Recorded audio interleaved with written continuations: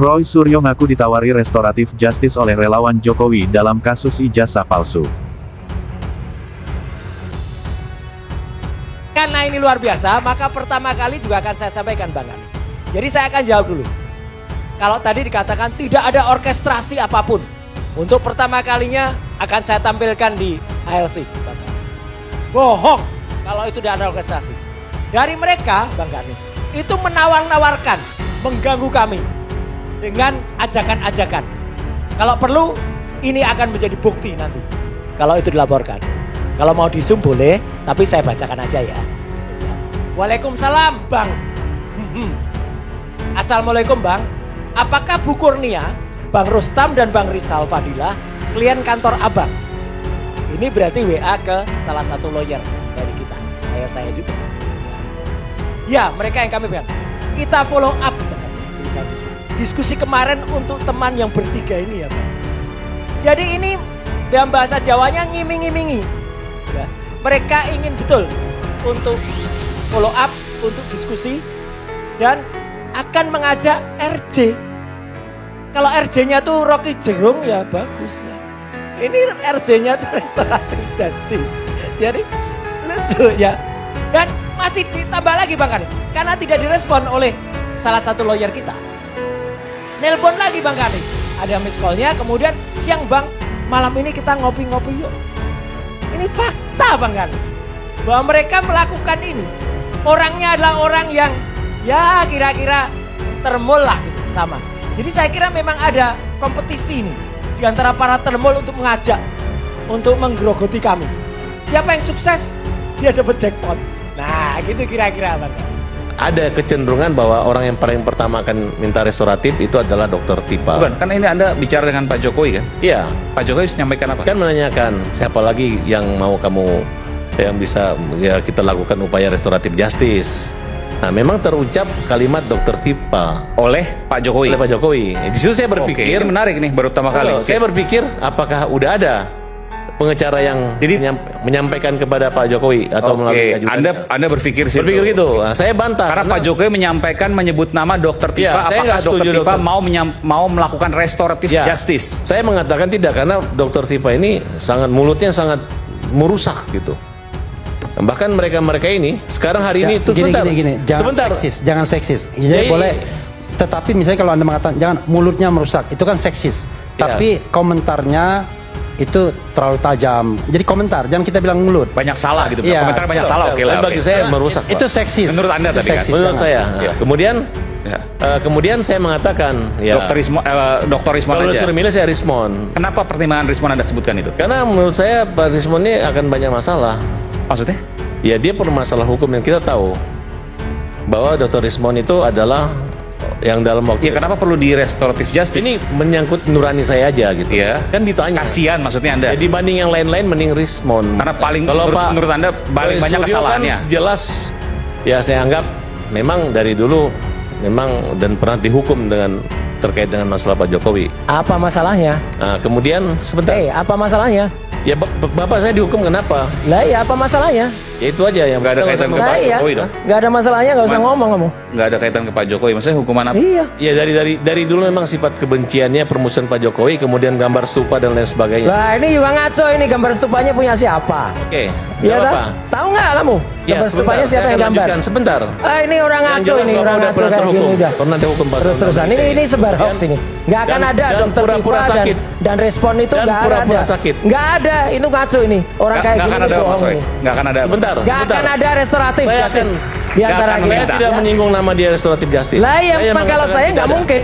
Oke. Beraninya nyerang orang Kemudian yang nggak hadir. mereka menunjukkan Ini rasa pengecut ini. ketakutan mereka Dokter dengan Rismon, cara Dokter Tifa nggak ada di sini melakukan diserang. ujian Serang saya uji juga. materil ke Mahkamah Konstitusi. Serang saya. Mungkin Ayo. jika sudah tidak ada lagi Kacau. jalan, mungkin mereka Beraninya akan cuma cari sama dukun. mama ini. Mereka akan cari dukun yang bisa menghentikan perkara Ini ini. dukun lagi Saking nih, stresnya, aduh gitu. pikirannya. Saking stresnya mereka mungkin akan cari dukun. Karena Aduh. melalui Mahkamah Konstitusi yang Kayak gini diprediksi akan ngaco banget ini. gagal dan kalah. Oke, kita balik. Ini Dan cuman- mereka dalam waktu dekat ini Nih tidak loh, menyadari Wah, tuh kayak gini nih bahwa loh. Nih, kayak tuyul P19 ini. itu akan membuat Nih, mereka tuyul semakin ini. ketakutan. Aduh. Bagi saya itu Tuyul adalah ini. aba-aba atau tanda P19 agar kok polisi ketakutan dulu. Aduh. melengkapi, Ini orang nggak memperkuat, ngerti hukum ini. kemudian menahan mereka Alah, agar P19 kok ditahan? jaksa meyakinkan Belajar hukumnya untuk dari dilimpahkan mana kembali ini? lagi. Ini loh. Bisa, untuk P19 dilimpahkan itu ke- dikembalikan. Iya. Oke, bentar deh. Saya kejaksaan. mau Ini tanya orang Anda. hukum nggak ngerti hukum, ini belajar hukum. Saya mau tanya Anda, Bang Farhad, enggak sebentar. Anda menyebut P19 itu Pak Jokowi. dikembalikan dari kejaksaan ke kepolisian. Iya, oke. Itu loh. Benar, tapi kan Lah, iya. wewenang polisi Lah, untuk iya. menahan saudara bisa. Lah ya aduh ini Ya, konyol jadi nih. jangan Anda belajar mengatakan hukumnya di P19 mana satu kebahagiaan, suatu pesta pora seolah-olah Anda tidak bersalah. Siapa yang pesta pora? Banyak kejadian-kejadian. Anda perlu makanya keyakinan belajar bahwa hukum mulai lagi saat ya. ini seluruh rakyat Indonesia, Nak, belajar hukum mulai lagi ya, rakyat nak. kecil, rakyat besar, mulai pengacara, Aduh, sampai mantan makanya. pengacara pun mendukung Pak Jokowi. Aduh, ngatan mul banget ini. Kalau kita bicara tentang restoratif justice, KUHP lama tidak mengenal restoratif justice. Kalau KUHP lama tidak mengenal restoratif justice, kita tidak bisa menggunakan pasal peralihan. Karena tidak sebanding, tidak setahap. Jadi karena itu harus dipakai KUHP baru. Nah, KUHP baru sudah bicara tentang restoratif justice. KUHP baru mengatakan tahap-tahap restoratif justice itu adalah ya, saya bacakan. Mekanisme keadilan restoratif menurut pasal 79 dilakukan untuk memulihkan keadaan semula yang berupa A. Pemaafan dari korban dan atau keluarganya. Apakah Egy Sujana minta maaf? Damai Hari Lubis tidak maaf? Di sini saya sudah bacakan teks Egy Sujana yang mengatakan dia tidak maaf dan bahkan dia mengandaikan dirinya sebagai Musa dan Nabi Harun, Damai Hari Lubis, yang datang kepada Fir'aun. B. Pengembalian barang yang diperoleh dari tindak pidana kepada korban. Apakah Egy mengembalikan barang kepada Pak Jokowi? Tidak. C. Penggantian biaya perawatan medis dan atau psikologis? Tidak juga. Ganti rugi atas kerugian lain yang diderita korban sebagai akibat tindak pidana yang dialami korban? Tidak juga. Bahkan jangan-jangan terbalik, siapa yang memberi, siapa yang diberi. F. Membayar ganti rugi yang ditimbulkan dari akibat tindak pidana? Tidak juga. Maka kemudian kalau kita bicara klausul pertama untuk entry point ke dalam restoratif justice, itu tidak bisa dipenuhi oleh seorang AS dan DHL. Kedua, pemulihan keadaan semula sebagaimana dimaksud pada ayat 1 harus dituangkan dalam kesepakatan. Nah, kita tidak tahu apakah ada kesepakatan tertulis atau tidak. Tiga, kesepakatan sebagaimana dimaksud pada ayat 2 wajib dilaksanakan dalam jangka waktu paling lama 7 hari. Nah, ini kita katakanlah terpenuhi. Ini incredible. Bukan 7 hari, tapi 3 hari sudah terlaksana. 4. Pencabutan laporan atau pengaduan hanya dapat dilakukan setelah pelaku memenuhi seluruh kesepakatan. Pertanyaannya adalah, apakah ada pencabutan laporan atau tidak? Jangan lupa, laporan itu tidak hanya kepada Egy seorang, tetapi kepada beberapa orang. Jadi kalau dicabutnya laporan, berarti dicabut semua harusnya. Tadi itu logikanya. 5.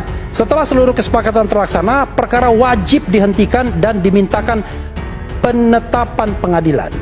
Apakah ada penetapan pengadilan? Nggak ada. Makanya ketika dilakukan perpol itu salah besar, karena perpol itu jauh di bawah undang-undang tentang KUHP, ya.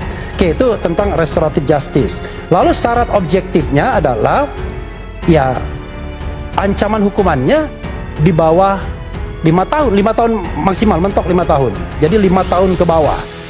Di Egy Sujana dan yang lainnya ada pasal 160 yang ketika dikenakan masih 6 tahun.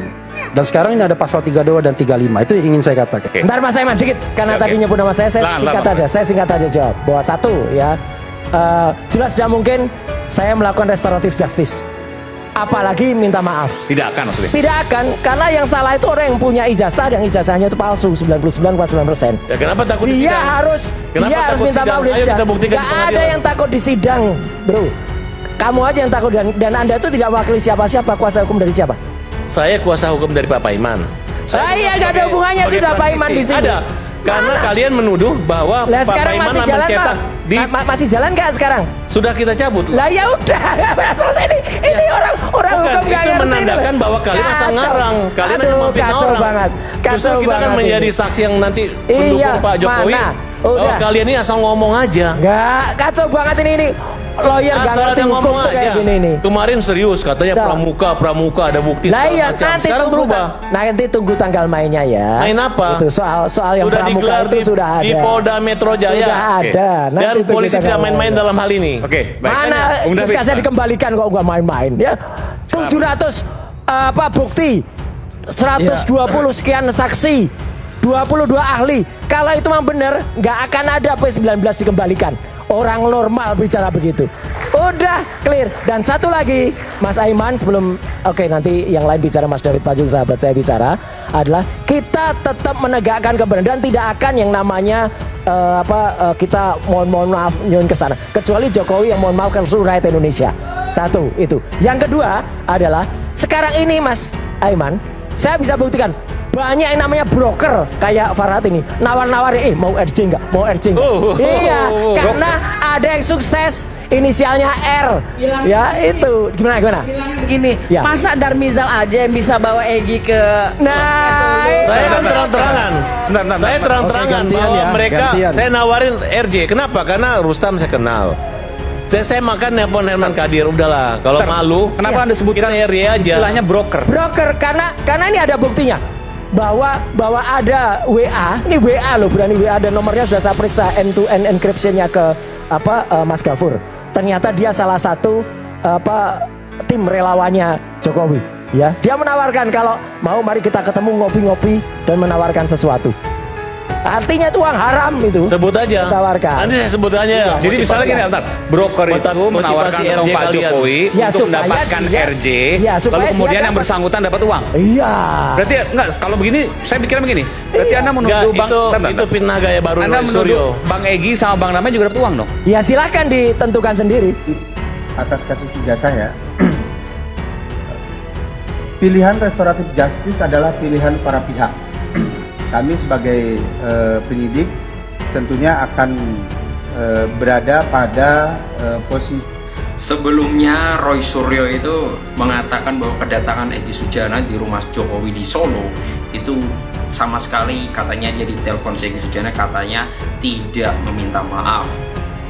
Pada intinya sekarang ternyata menurut kesaksian Polri dikatakan bahwa Egy Sujana dan juga temannya itu mengatakan bahwa mereka mengajukan restoratif justice, artinya dengan tidak langsung dia udah mengatakan mengangkat bendera putih dan mengakui bahwasanya ijazah Jokowi asli. Tapi Roy Suryo mengatakan bahwa Egy Sujana datang ke sana tidak minta maaf dan lain sebagainya. Jadi ini yang benar yang mana? Katanya tidak meminta maaf, tapi pada endingnya meminta restoratif justice. Gimana menurut kalian guys? Ya Roy Suryo atau kata-kata Polri ini yang benar, atau Egy Sujana yang benar-benar memang sudah mengurungkan niatnya untuk terus menuduh ijazah Jokowi sebagai ijazah yang palsu. Nah tapi inilah bukti nyata dari sifat Roy Suryo ya. Semuanya yang bahkan tidak ia ketahui seolah-olah dia yang paling tahu. Bahkan perasaan seorang Egy Sujana Roy Suryo juga paling tahu. Kata dia di sana tidak meminta maaf, tapi endingnya mengajukan restoratif justice. Gimana itu? Roy Suryo aja nggak ada di sana, kok dia bisa tahu-taunya bilang kalau mereka tidak minta maaf dan lain sebagainya? Ini wah udah nggak bener nih. Semua orang didasarkan dari penilaian dia, seolah hanya penilaian dia yang paling benar. Udah paling benar masuk bui aja lah daripada repot-repot. Anda tahu nggak? Ketika kita ke Polda Metro Jaya press conference untuk memprotes pelimpahan tersebut yang kita anggap tidak profesional, yang terjadi apa? Pada tanggal 14 kami diundang ahli dan saksi kami untuk diperiksa pada tanggal 20 Januari. Anda bisa bayangkan, satu hari baru berkas itu dilimpahkan, tiba-tiba tanggal 14 penyidik mengundang ahli dan saksi kami, kan berarti tidak profesional. Pertanyaannya adalah bagaimana kalau kemudian jaksa mengatakan berkasnya lengkap misalnya, ya kan, dalam 7 hari itu, apakah saksi dan ahli itu nggak ada gunanya lagi? Nah, ini menunjukkan bahwa ya kan dalam hati mereka sendiri udah tahu kalau ini nggak profesional. Coba saya tanya Pak Rianto, Pak, apakah proses itu sebenarnya boleh? Sebentar sedikit saja dari Pak Rianto sebagai bukan mantan soal penyidik. boleh apa tidak, Anda pakai logika saja. Oke. Kalau seandainya dikatakan lengkap, lalu buat apa saksi dan ahli Oke, diperiksa tapi kita lagi? mau tahu sebenarnya That's the proses point. di sistem yang Saya mau menjawab cuman gini aja ya, istilah profesional sama tidak itu ya. Yang bisa mengatakan orang tidak profesional itu ataupun profesional itu adalah orang yang profesional. Tapi kalau orang yang nggak ngerti ilmu ya dia bisa mengatakan itu nggak profesional karena dia nggak ngerti ilmunya itu. Gitu. Tapi tadi Gitu, Pak Refli jadi mengatakan saya secara ngomong logika gitu. bahwa itu terlihat tidak Karena proporsional. praktek yang praktek pendidikannya apa, Pak?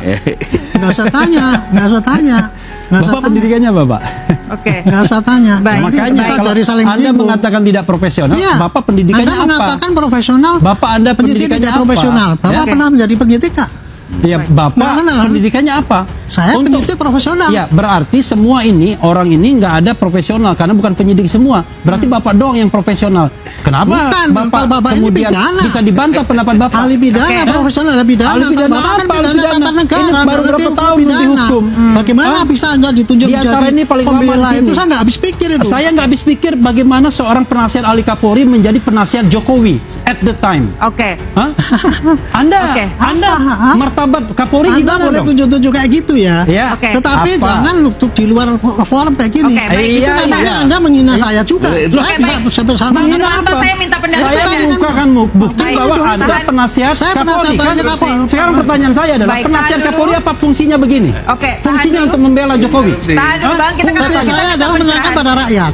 Guys, saya berharap Anda semua tidak melewatkan untuk menonton cuplikan adegan di Pengadilan Negeri Surakarta ini.